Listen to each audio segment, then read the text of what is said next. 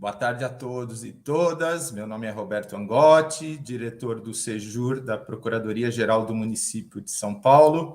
Vou começar me autodescrevendo. Sou um homem branco de 50 anos de idade, cabelos raspados, visto uma camisa azul e um blazer cinza, faço a transmissão de uma parede com livros, fotos e outros adereços.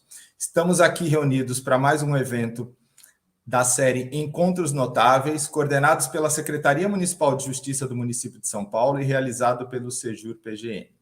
O tema de hoje é Advocacia como Instrumento de Garantia do Estado Democrático de Direito, tema escolhido em referência ao Dia Nacional da Advocacia, comemorado no último dia 11 de agosto, data que traz consigo a importância histórica de ser o marco da instalação dos cursos jurídicos no Brasil. Para debater o tema, nós teremos hoje aqui duas grandes personalidades, doutora Patrícia Anastácio e doutora Kiara Ramos, ambas advogadas extremamente engajadas, a quem faremos a apresentação com leitura do mini currículo no momento adequado, e certamente poderão contribuir para esse debate, que se até pouco tempo poderia ser considerado trivial ou até desnecessário, hoje ele se mostra muito importante e muito relevante, que possamos novamente voltar a refletir sobre esse tema.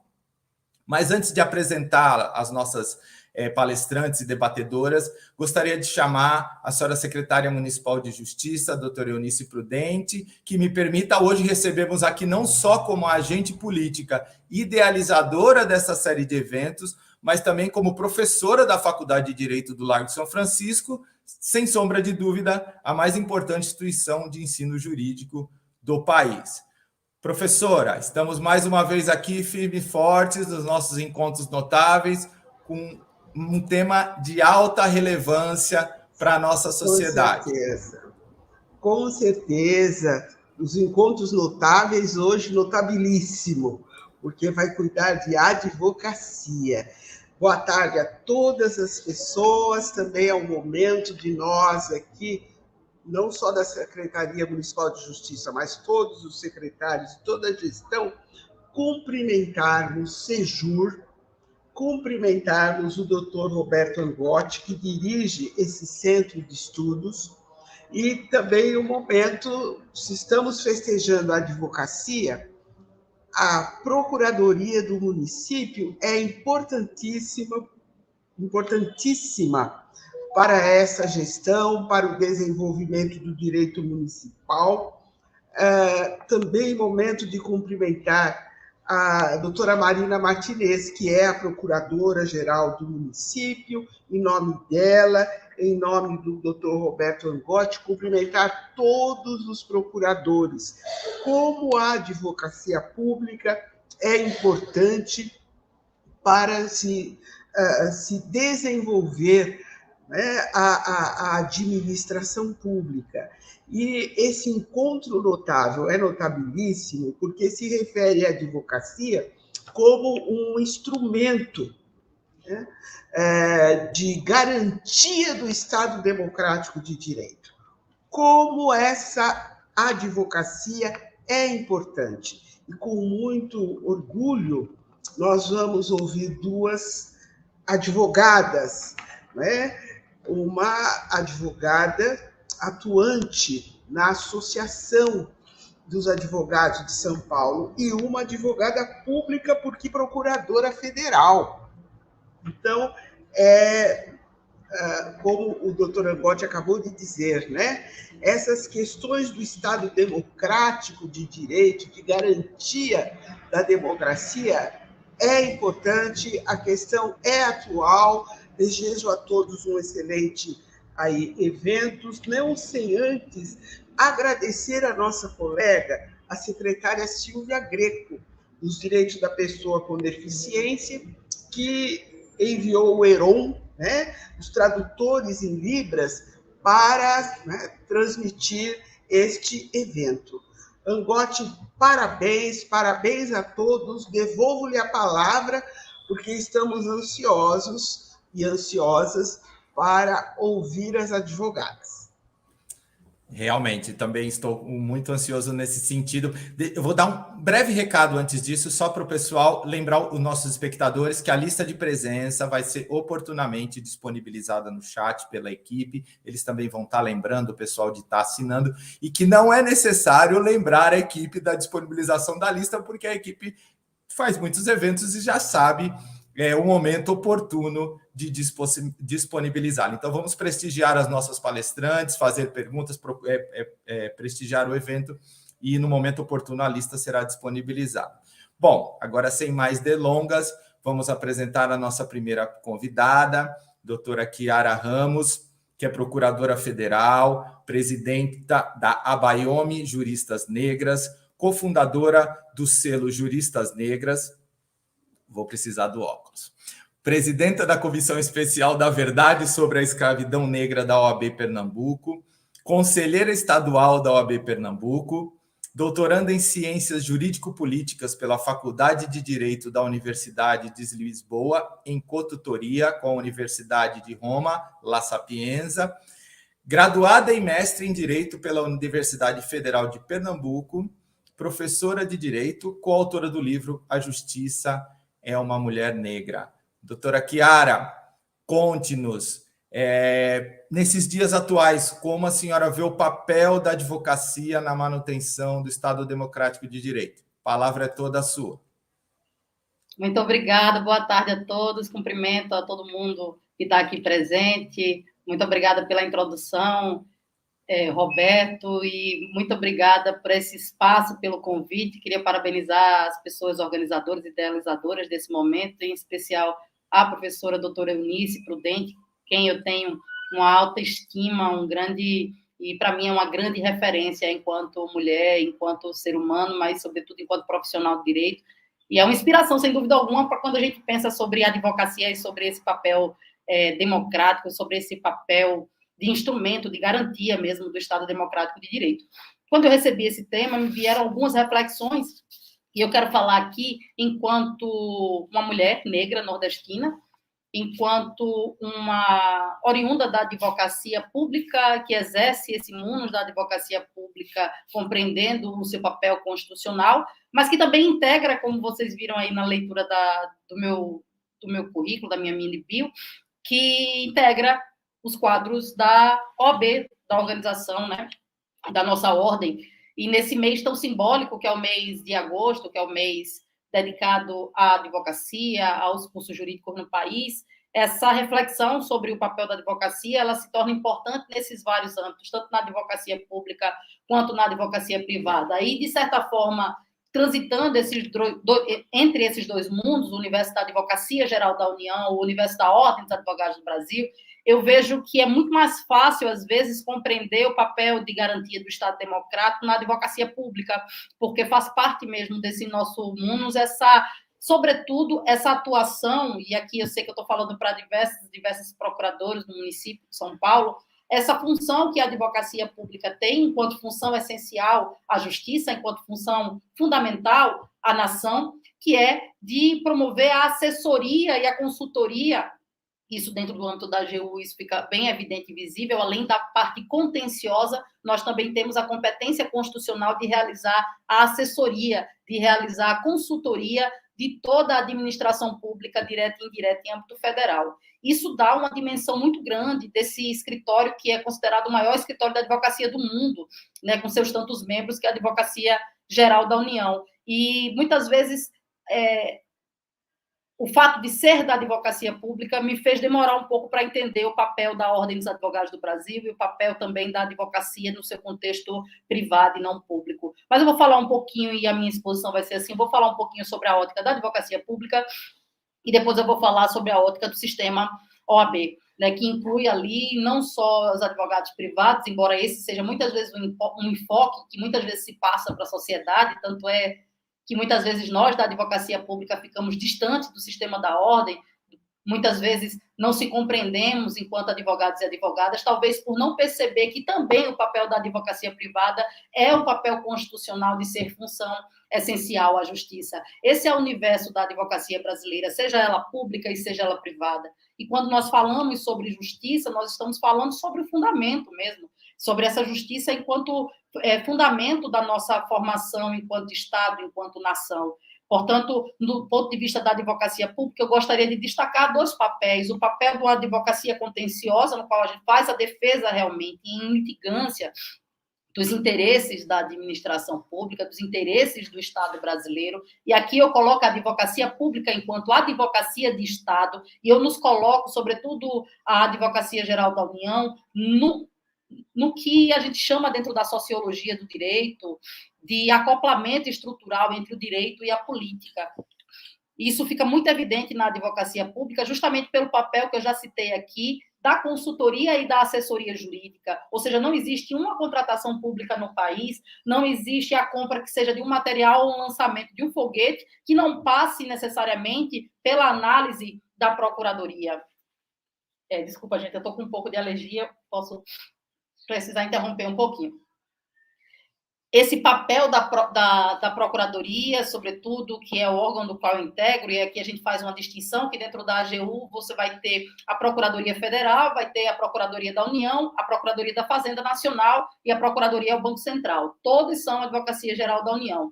E, como eu falei, não existe a possibilidade de uma contratação pública, seja para a construção, duplicação de uma rodovia, seja para a implementação de qualquer política pública no país que não passe pelo critério da Advocacia Geral da União. Por isso a importância de trabalharmos dentro dessa perspectiva de função essencial à justiça e essencial à justiça e promotora desse contexto de Estado democrático e de cidadania. Enquanto advogados e advogadas públicas, nós temos que assumir esse papel no nosso exercício diário, estando nós atuando no contencioso, como eu estou hoje, ou no consultivo, na assessoria jurídica dos órgãos e entidades, nós temos que assumir esse compromisso com o texto constitucional. E nós transitamos dentro da Constituição nesse universo entre o direito e a política. Isso é que é o bonito da advocacia, isso que é o bonito da advocacia pública. Luhmann chama esse universo entre o direito e a política e fala sobre o acoplamento estrutural que existe entre esses 2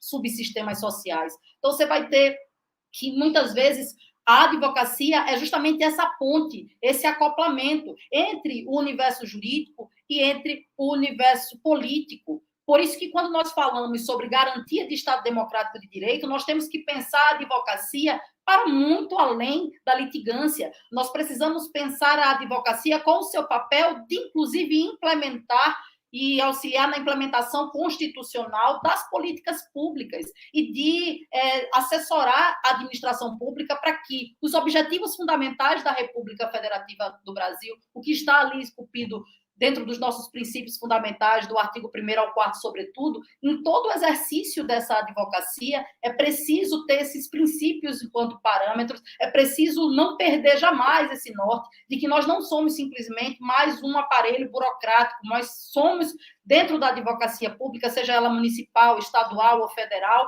nós temos esse munus de advocacia de Estado, de promoção de cidadania, de promoção e construção do Estado democrático. Eu creio que isso fica muito evidente para quem é advogado público, para quem atua na advocacia pública, para quem é da advocacia da União, mas quando a gente vai para o universo da advocacia privada, muitas vezes isso se confunde. E quando a gente vai para o universo da OAB, muitas vezes se confunde o papel da OAB como se fosse um papel simplesmente de um órgão de classe. Mas o status constitucional que foi dado à Ordem dos Advogados do Brasil, que eu prefiro chamar de Ordem da Advocacia Brasileira, já trazendo uma linguagem inclusiva, um pleito que nós, enquanto mulheres advogadas, fazemos à OAB, ao Conselho Federal, e que vamos continuar fazendo até que esse nome se torne efetivamente inclusivo, que deixou de ser Ordem dos Advogados há muito tempo. Nós somos uma ordem da advocacia, onde mais de 50% do quadro é composto por mulheres. Eu digo que hoje você identifica o status constitucional também da advocacia privada como função essencial à justiça, como função promotora do Estado democrático de direito, quando se vai analisar, por exemplo, a questão do controle de constitucionalidade no Brasil. E aqui eu vou pedir licença para falar sobre isso, enquanto professora também de direito constitucional que sou. Nós temos, dentro do universo das pessoas legitimadas, das entidades e órgãos legitimados para propor a ação e as ações concentradas de controle de constitucionalidade, nós temos os órgãos e entidades de classe, mas nós temos, num inciso separado, o Conselho Federal da OAB. Por que nós temos, em âmbito federal, o Conselho Federal da OAB, e por que nós temos em âmbito estadual também os conselhos seccionais estaduais da OAB, por que não se inclui como órgão de classe? Nós tivemos já a decisão do Supremo que coloca a Ordem dos Advogados brasileira, a Ordem da Advocacia Brasileira, coloca enquanto uma organização, uma instituição sui generis, não é simplesmente um órgão de classe. E quando você vai perceber, todos os órgãos de classe na Constituição, se forem propor uma ação direta de inconstitucionalidade, esses órgãos eles precisam comprovar a pertinência temática. A Ordem dos Advogados, a Ordem da Advocacia Brasileira, ela não precisa comprovar a pertinência temática. Ela é que a gente chama de legitimada universal. Significa que toda e qualquer legislação, todo e qualquer ato e omissão do poder público pode ser atacado por meio dos instrumentos de controle de constitucionalidade pela OAB. Isso é só um exemplo dentro dos tantos que eu poderia dar aqui, que mostra que o papel, sobretudo, da ordem é diferente. É um papel que efetivamente é essencial à justiça e que não está simplesmente no exercício do que a gente comumente vê com a advocacia. Por isso que eu entendo que tanto a advocacia pública quanto a advocacia privada precisa se compreender enquanto esse instrumento, enquanto essa ferramenta de construção da democracia nesse país. E aqui eu quero pedir e fazer esse gancho, pedir essa licença, inclusive, a todo o movimento que se faz hoje na OAB de inclusão, para que eu possa dizer que, quando a gente fala sobre Estado Democrático de Direito, uma das coisas que essas organizações, tanto a Advocacia Geral da União, quanto a Ordem da Advocacia Brasileira, tanto a OAB quanto a AGU, elas precisam tomar para si a responsabilidade de efetivar essa democracia também a partir, sobretudo a partir, da necessidade de pluralidade nos seus quadros decisórios, da necessidade de pluralidade e representatividade nos seus quadros decisórios. Por quê? Porque nós precisamos romper com algumas estruturas de privilégio que o direito ajuda a estruturar. E quando nós falamos sobre o machismo institucional, o racismo institucional, quando nós falamos sobre misoginia, sobre patriarcado, sobre LGBTQI-fobia, quando nós falamos sobre todos os sistemas de opressão, etarismo, nós temos um papel do direito na estruturação dessas violências institucionais. Portanto, o direito também precisa ser instrumento para que a gente possa desarticular essas violências.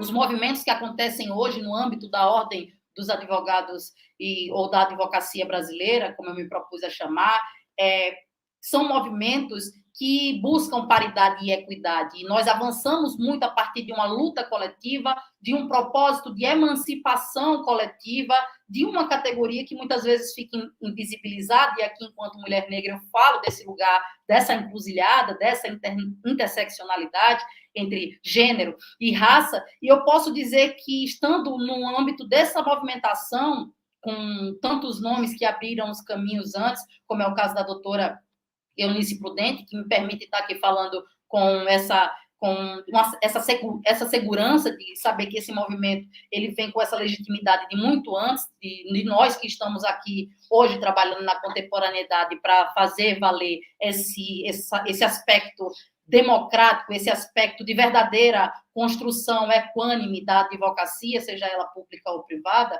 mas no âmbito da advocacia nós temos um movimento coletivo muito forte, liderado sobretudo por mulheres negras, um movimento que busca nas estratégias, muitas vezes, da nossa ancestralidade, busca muitas vezes nas estratégias coletivas de emancipação e de liberdade, os espaços dentro desse sistema para que a gente possa fazer a diferença. Nós costumamos dizer que dentro desses modelos, desse sistema, seja de advocacia pública, seja de advocacia privada, seja de AGU, de Procuradoria do Município, dentro ou da própria ordem, da própria OAB, nós temos aí essa necessidade de fazer todo um trabalho para que a gente consiga conquistar os espaços de decisão.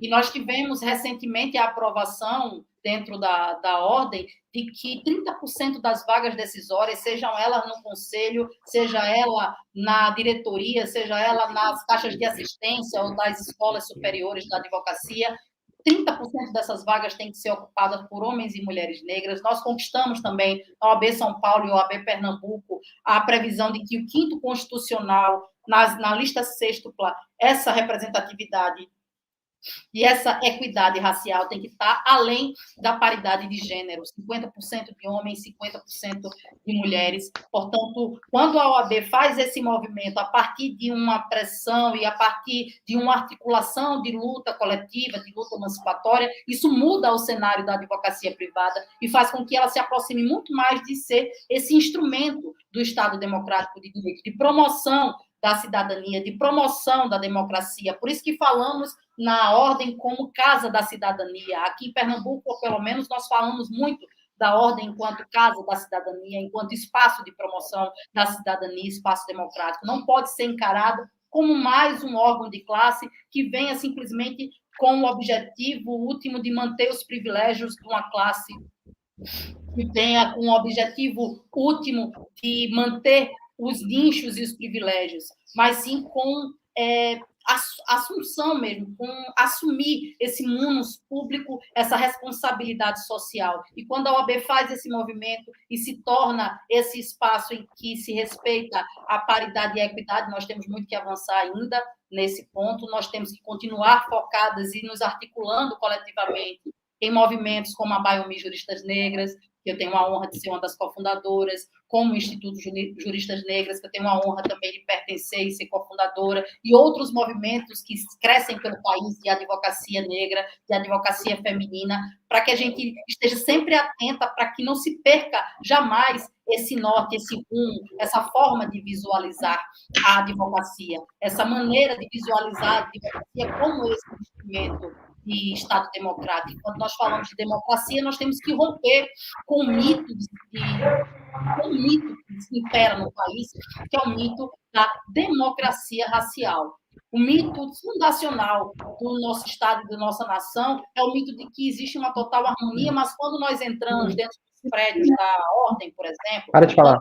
entramos dentro dos prédios dos órgãos públicos, dentro do sistema de justiça, dentro das procuradorias, dos órgãos da advocacia, você vai perceber que nos quadros de ex-presidentes, nos quadros de ex-diretores, vai ter uma concentração de homens brancos.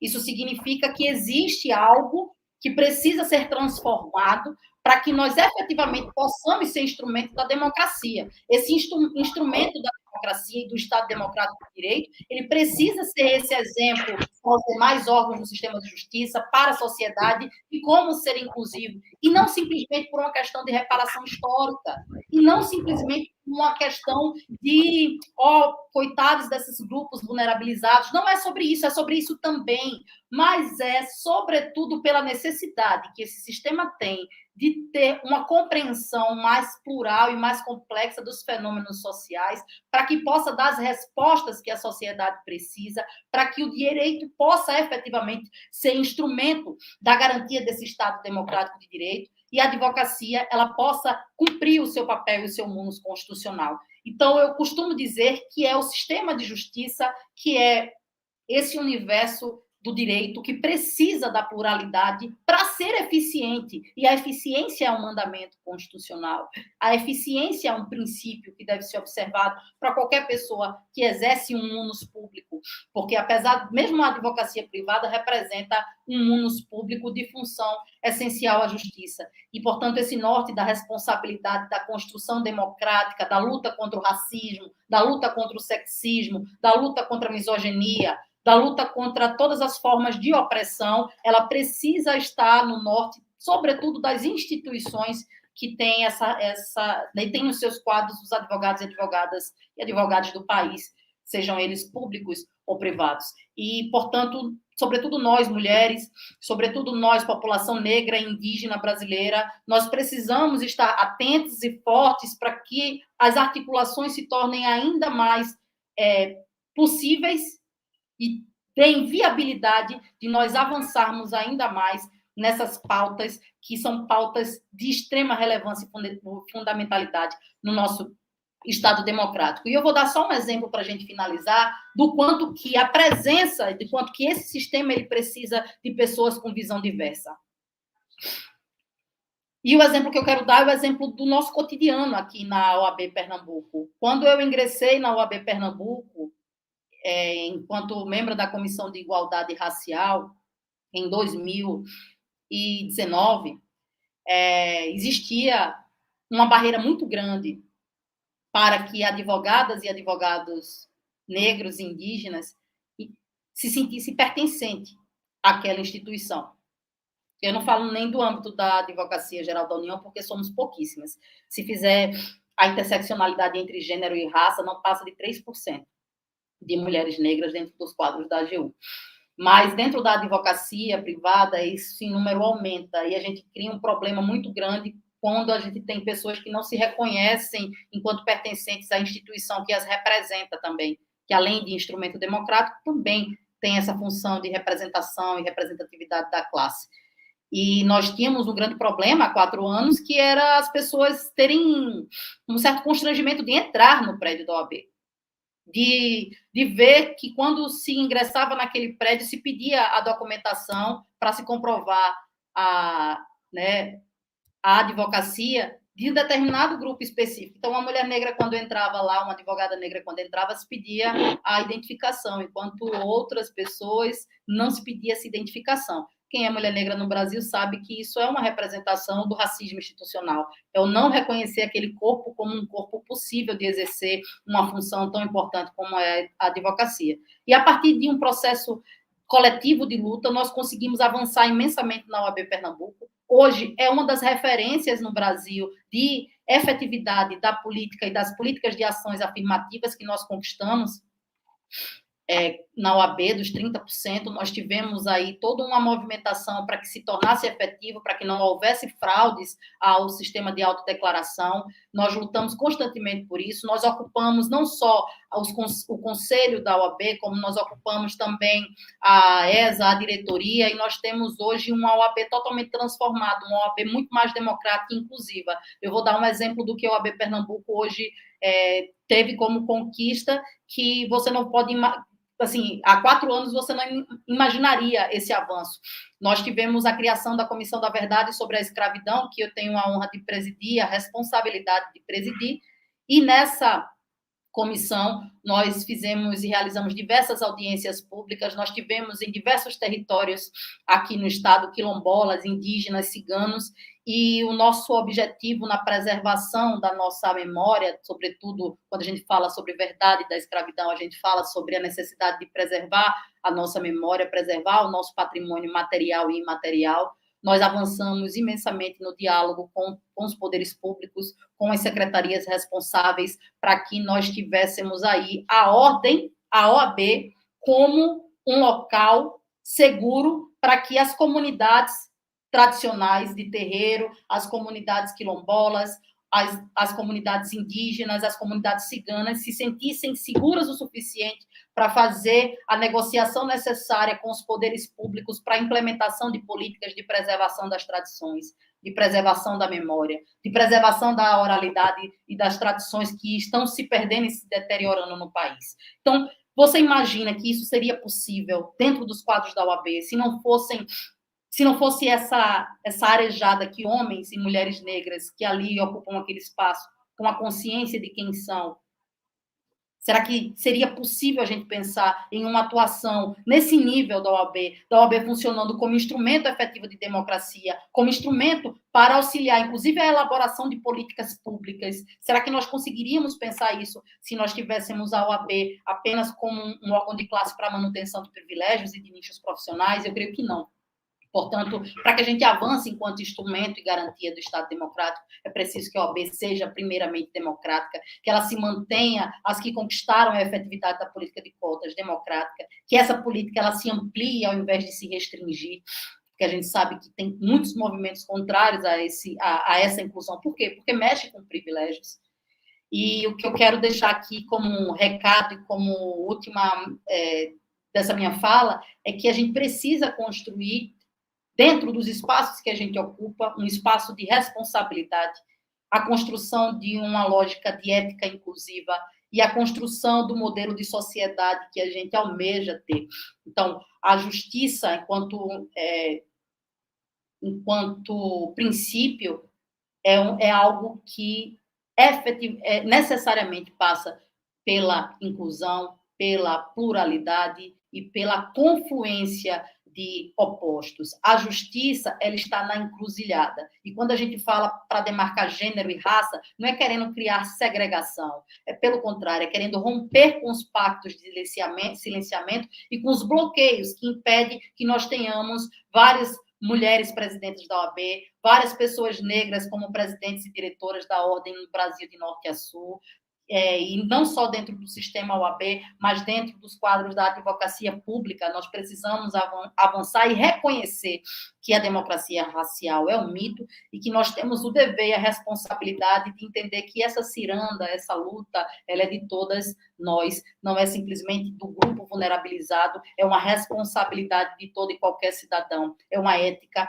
responsiva. A justiça, ela está na encruzilhada. A encruzilhada é local de potência, é local de encontros, é local de divergência, é muitas vezes um local de caos, mas é um local também de potência, de poder, de transformação. A encruzilhada é o local onde a justiça se encontra, porque é ali que se encontram as diferentes, as divergências, e no Estado democrático nós temos que aprender a lidar com as divergências, nós precisamos aprender a lidar com as diferenças de interesses e construir, a partir daí, uma sociedade com um mínimo de unidade. Era isso que eu queria dizer inicialmente, e me colocar à disposição para que a gente continue com esse diálogo, com esse encontro.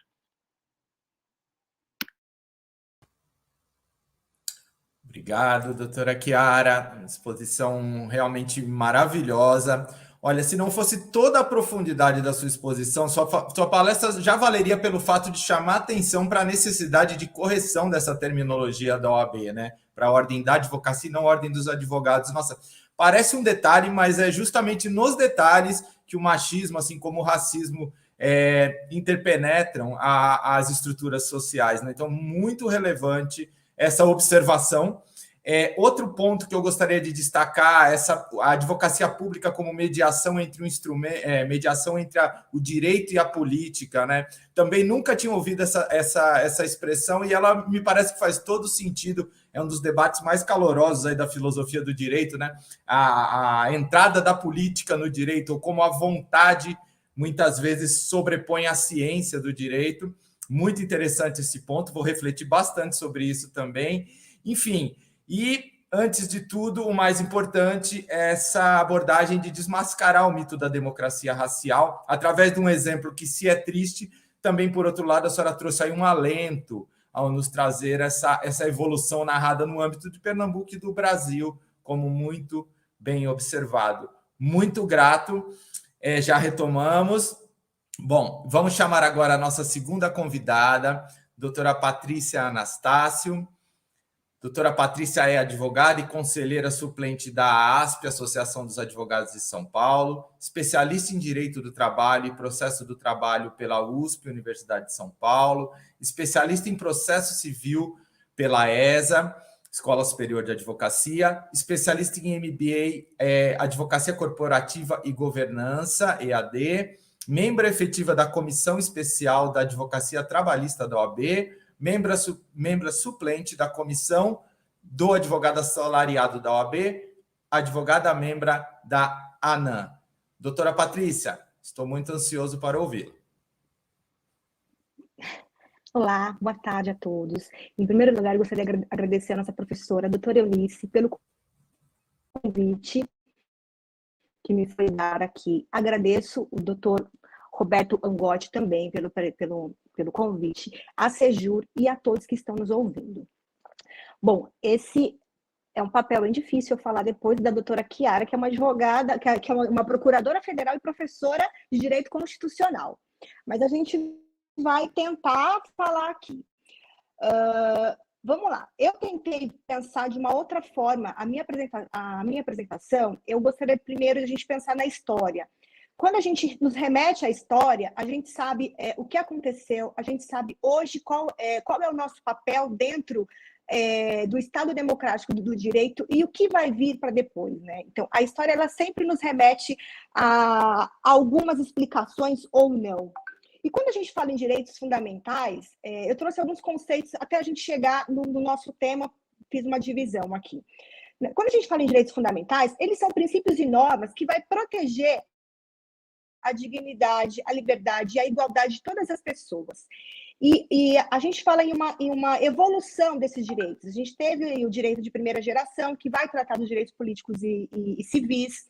Em seguida, surge os direitos da segunda geração, que já vem já com as questões econômicas, sociais e culturais. Passamos depois para a terceira geração, que vai falar dos direitos da coletividade em si, dos interesses difusos e coletivos. E alguns dizem que a gente também tem agora o direito de quarta geração e de quinta geração também.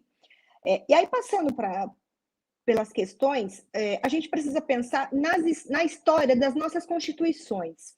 Né? Tivemos a nossa primeira Constituição Federal, que foi do Brasil Império, em 1824.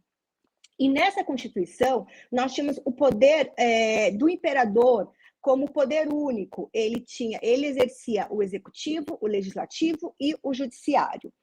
Nesse período, as eleições elas eram indiretas, o voto ele era concedido somente aos homens livres e que possuíam posses. Né? E lembrando que em 1824 nós ainda estávamos no trabalho escravo, né? O negro ainda era trazido aqui para o Brasil para trabalhar submetido à escravidão.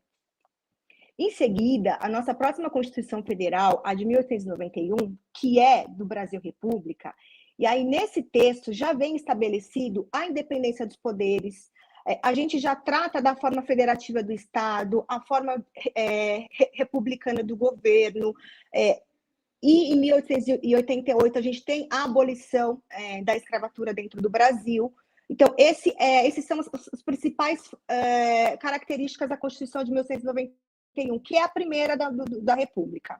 Em seguida, de 1934, que já vem na era Vargas, ela implementa para o nosso país já os direitos fundamentais de segunda geração. Na era Vargas, na Constituição de 1934, a gente tem algumas diretrizes sociais. O voto ele passa a ser obrigatório e secreto a partir dos 18 anos. Nessa mesma Constituição, nos é concedido o direito ao voto. As mulheres passam a ter o direito de votar.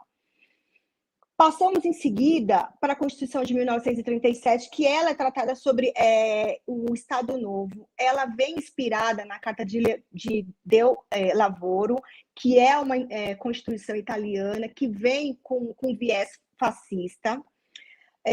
Nesse período de 1937, há uma supressão dos partidos políticos, volta a concentração do poder não pelo monarca, mas por uma pessoa só. Não temos mais a separação dos poderes. Isso, então, marca a Constituição de 1937. Passamos para a Constituição de 1946, que ela vai retomar a linha democrática do nosso país. Ela vai restabelecer a independência dos poderes, ela traz alguns direitos individuais, vem com o fim da censura, vem com o fim da pena de morte. Então, a gente tem aí, entre 1937 e 1946, a retomada da linha democrática.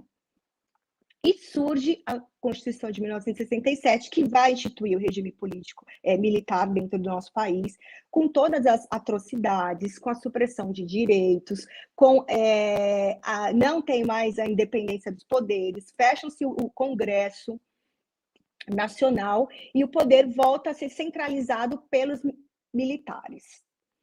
Então, de 1997 até mais ou menos 1982, começa-se o movimento de direta já.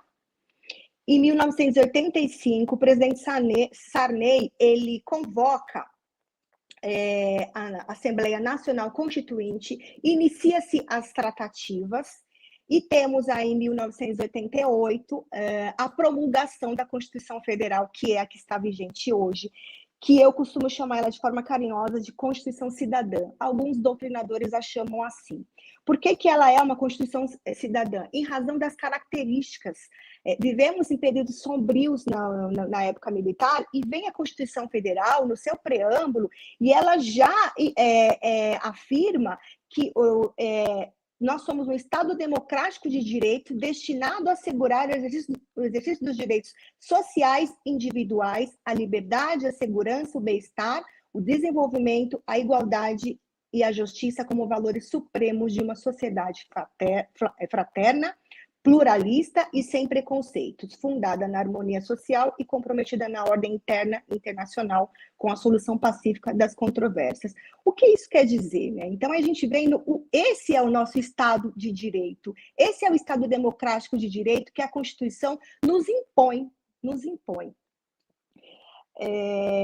E quando a gente vai para a figura do advogado, o advogado ele está aí reconhecido no nosso país desde 1827, né? 11 de agosto foi abertas as primeiras universidades de direito, e em 1827 a gente tem a figura do advogado. E a gente vem para a Constituição Federal, no artigo 133, e ela fala que o advogado ele é indispensável à justiça. E quando eu olho para a Constituição Federal, que reconhece a nossa função como indispensável à justiça, que justiça é essa que a gente está falando? Qual é o nosso papel da advocacia, entrando para o nosso tema, qual é o nosso papel da advocacia como instrumento garantidor do Estado democrático de direito? Exercemos um papel garantidor das questões relacionadas à concessão dos direitos e garantias indicados no artigo 5º da Constituição. A gente tem um artigo 5º da Constituição que ele fala: todos são iguais perante a lei e todos nós temos direito a direitos fundamentais que são a vida, a liberdade, a igualdade, a segurança e a propriedade. Essas são garantias fundamentais instituídas pelo poder constituinte originário, que eles são inegociáveis e eles são reconhecidos como cláusulas pétreas, ou seja, o poder constituinte derivado, a gente não pode ter uma emenda constitucional que nos vá tirar esses direitos que foram elencados como direitos e garantias fundamentais. E o papel do advogado, e agora eu falo no papel do advogado privado, porque eu não tenho atuação como a Chiara na esfera pública, mas o papel do advogado dentro da seara privada é garantir para que o Estado ele cumpra com as obrigações inseridas no texto constitucional, principalmente nos artigos 5º e seguintes. Por quê? Porque são as garantias fundamentais. O Estado, o advogado como operador de direito, é ele que vai bater na porta do Estado e vai falar para o Estado: o cidadão ele tem direito à moradia, ele tem direito à saúde, ele tem direito ao fornecimento da medicação. O preso, ele tem o direito de saber quem é o responsável pela sua prisão, quem é o responsável pelo seu interrogatório. São todos direitos fundamentais que cabem a nós, advogados, como operadores de direito, efetivar esses direitos. E aí a gente se depara com várias questões, porque se a gente pensar na nossa população, a grande maioria não sabe o que está escrito no artigo 5º, não sabe o que é Estado democrático de direito. Quando a gente fala em direitos humanos, hoje em dia a gente vive numa seara que direitos humanos é aberração, né? E você olha para a Constituição Federal, para o nosso preâmbulo, lá está inserido, lá está instituído o nosso Estado democrático de direito. Então, quando a Carta Magna ela afirma para a gente que a nossa função ela é indispensável à administração, ela está querendo dizer que é o advogado que vai bater na porta do Estado e que vai fazer valer as normas e garantias inseridas não só na Constituição Federal, mas quando a gente fala em Constituição Federal, porque todas as outras leis, elas decorrem dela. E a gente entrando na esfera do papel do advogado no nosso país, e a gente pensar nas políticas de cota, e inclusive o nosso papel como advogados e advogadas negras, o primeiro censo da OAB, na verdade o último, de 2022, ele tem apenas 3,6 pessoas que se reconhecem como advogados negros. Eu não estou nem falando do pardo, estou falando do negro. Então, para a gente ver como esses números, eles precisam avançar. A gente precisa ter figuras, tanto dentro da advocacia, quanto dentro do Poder Judiciário, quanto dentro do Ministério Público, que nos representem. Porque a gente sabe exatamente que uma decisão onde eu tenho um infrator, um possível infrator de pele clara e de pele escura, cometendo o mesmo ato, eu sei exatamente que as penas elas não serão iguais. Não pela dosimetria da pena, porque existe toda uma regra, mas é porque o julgador, ele olha com outro olho, ele vai olhar para outras questões. Então, quando a gente se depara com esses casos de racismo e com outras violências, a gente sabe exatamente que a nossa pele ela vai nos conduzir a outros caminhos, a outra dose não mais branda. E já avançando, quando a gente também fala de cargos de poderes, quando eu falo da visão do advogado dentro do Estado Democrático de Direito, a gente como efetivadores, como operadores desses direitos fundamentais, eu vejo o nosso papel como uma missão. A Constituição, ela nos deu uma missão de garantir a justiça ao nosso povo.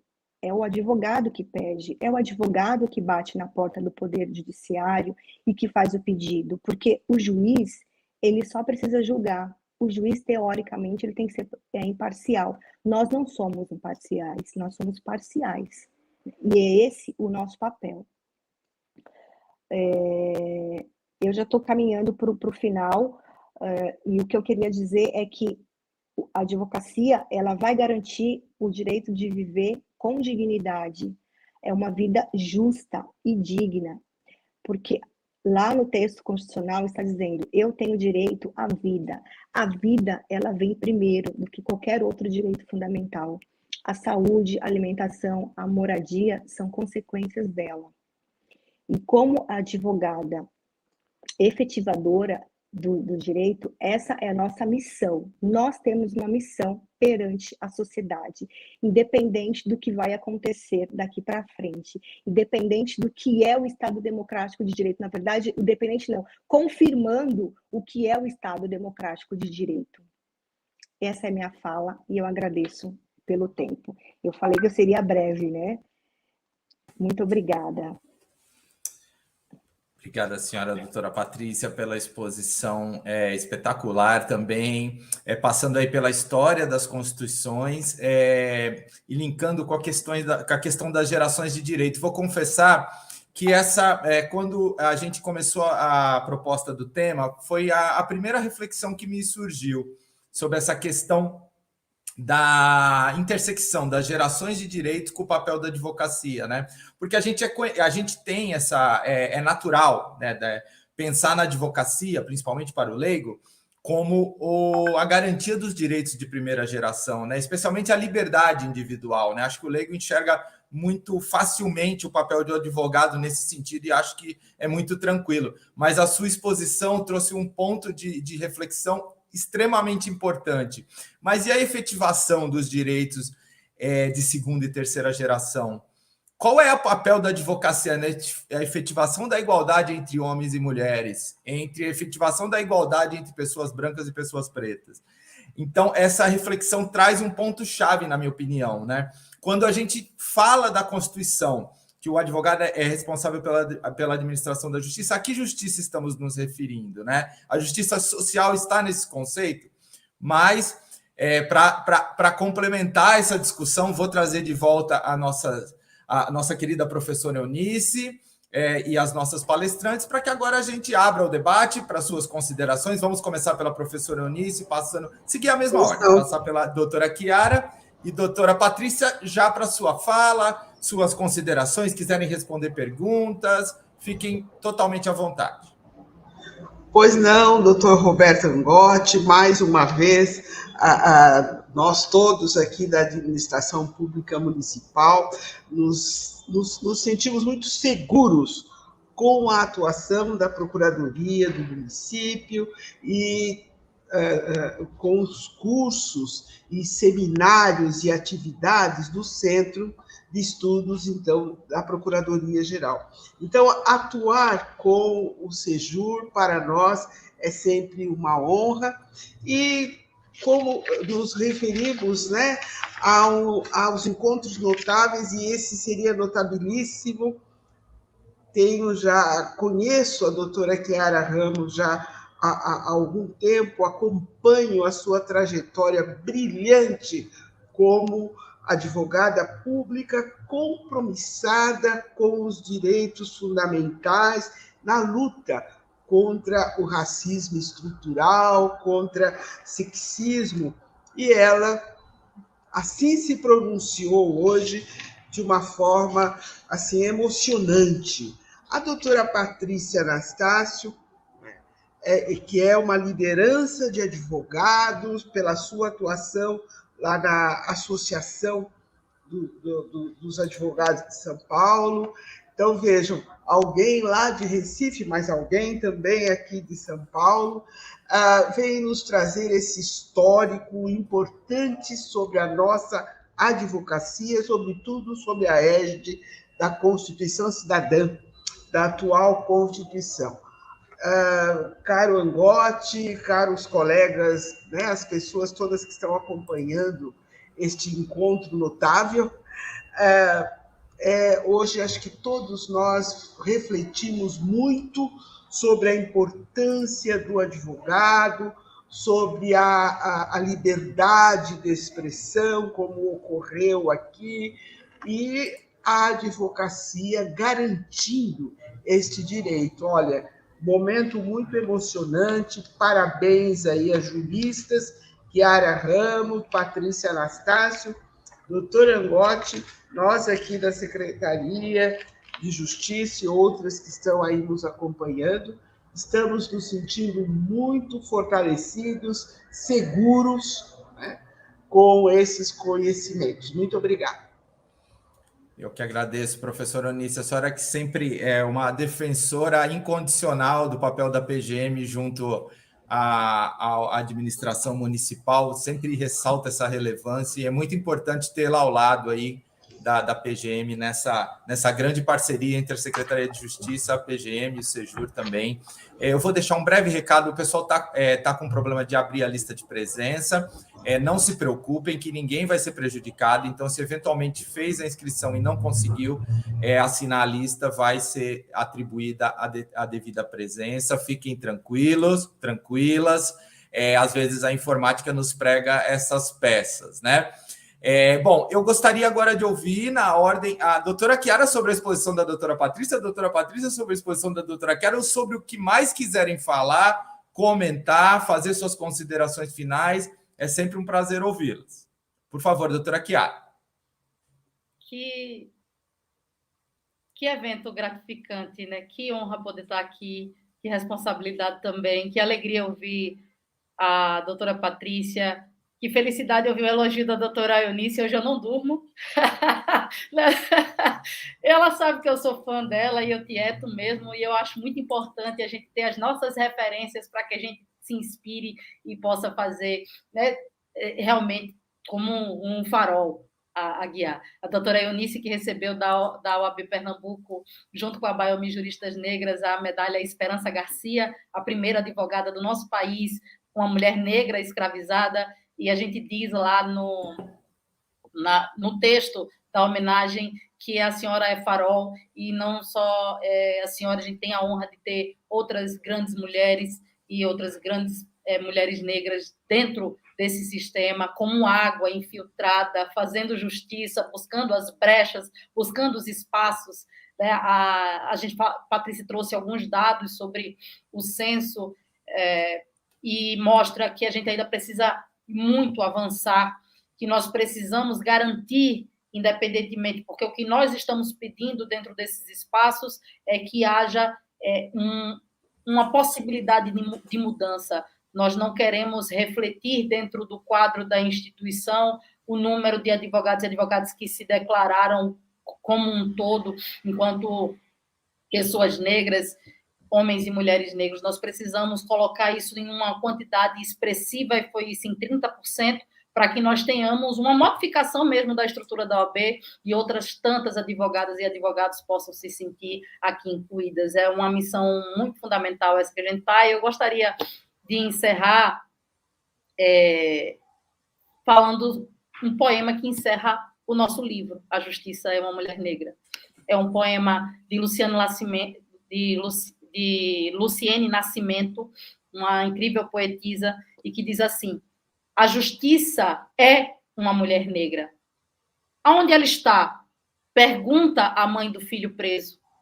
Se parece comigo, mas no espelho não a encontro sozinha, eu não a vejo.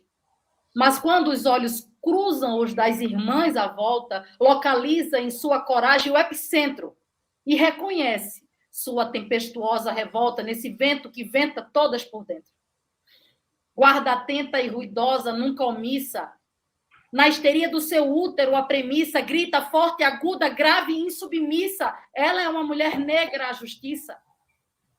Pois não passou desapercebida a sua perícia, que por séculos usurparam com malícia, cuja posse sempre sua e vitalícia retoma por direito e dá notícia, ela da mulher negra, a justiça.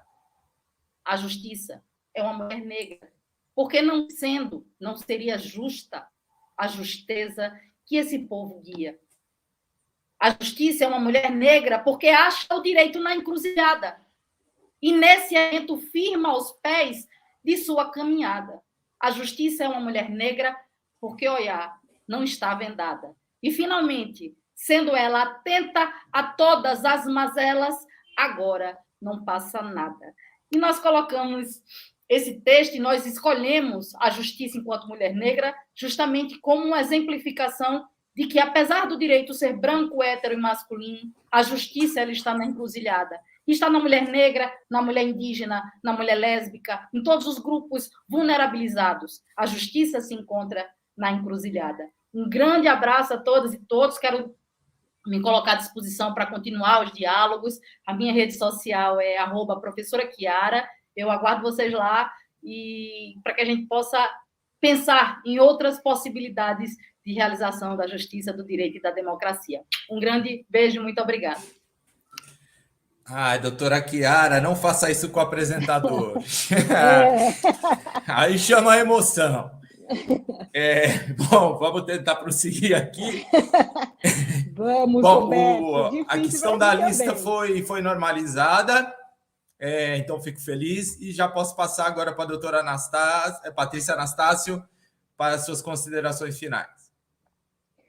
Bom, eu gostaria de agradecer a doutora Eunice. Doutora Eunice, eu a considero como uma entidade, né, doutora Chiara? A gente a considera como uma entidade. Eu me emociono muito toda vez que eu ouço falar dela, que quando eu recebi o convite, eu falei, Jesus, será que mandou para a pessoa certa isso?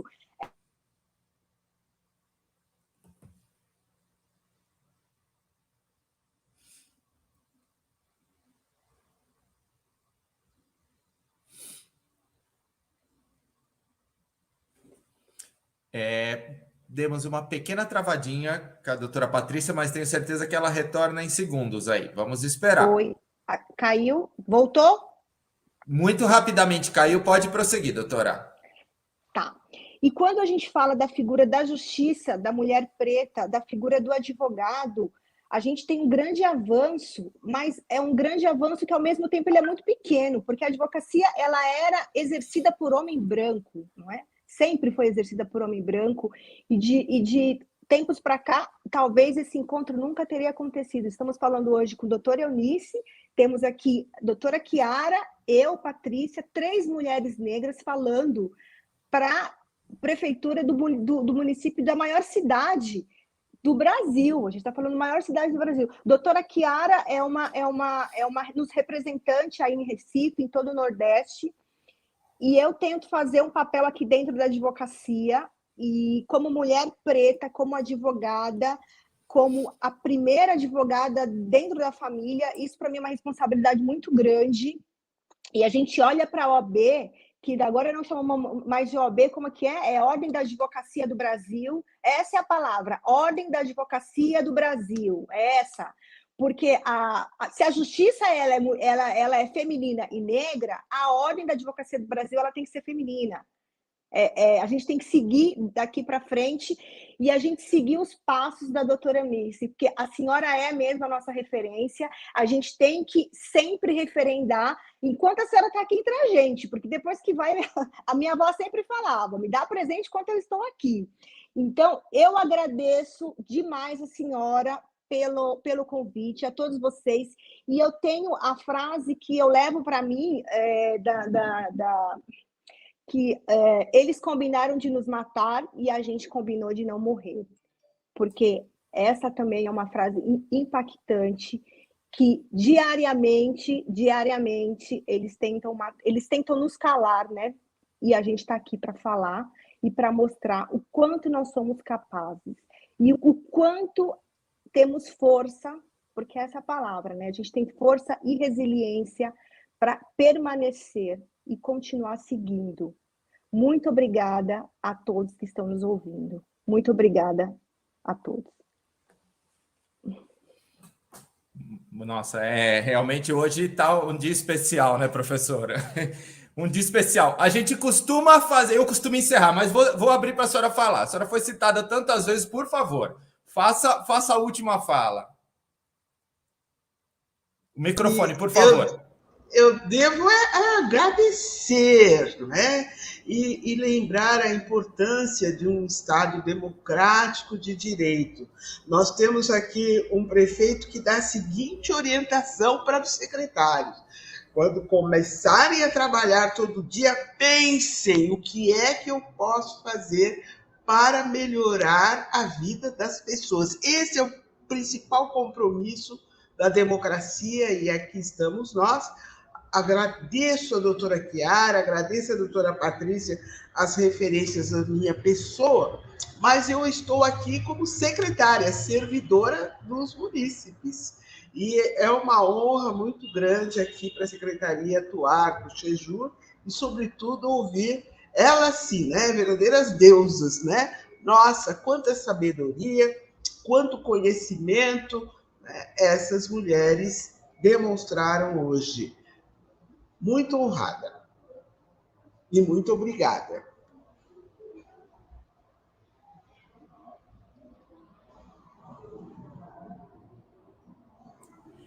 Se não esquecer de abrir o microfone, não é evento na internet, né?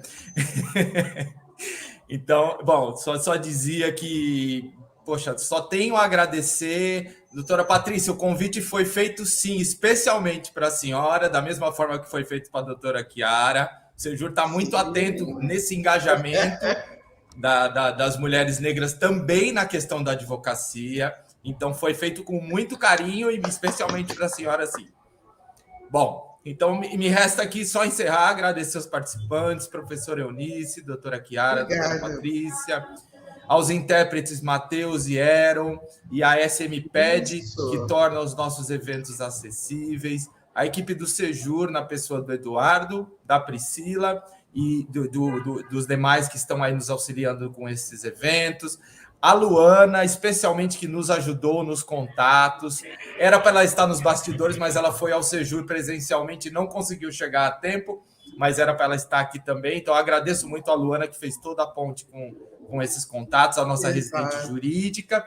E, claro, principalmente agradecer a todos os espectadores e espectadoras.